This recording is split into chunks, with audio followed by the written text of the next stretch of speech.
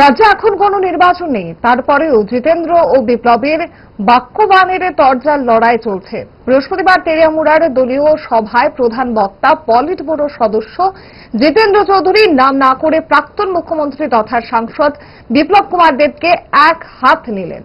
শিক্ষার ধাক্কা দিয়ে নামিয়ে ও দিল্লিতে পাঠিয়ে দেওয়া হলো।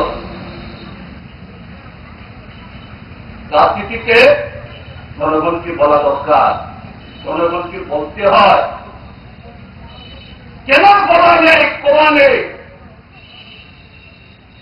যে কোথায় কোথায় বলতেন আপনার ভুল যায়গা, সোচ বদল না হোগা। 3 বছরের মধ্যে বিপর্য একেবারে সারা দেশের মধ্যে মডেল হবে। এই মডেল মুখ্যমন্ত্রীকে কেন ঘাড় ধরে নামিয়ে দিল্লি পাঠিয়ে দেওয়া হলো সোমনাথীতে? এখনো ব্যাখ্যা হয়নি। তিনিও বলতে সাহস করেন না। এখন ঘুরে ঘুরে কেবল আবুল তাবুল বকছেন, ইদানিং কালে আরো বেশি পাগল হচ্ছেন। জুড়ে থাকে বাঁধন আপনার চেয়েও আপন,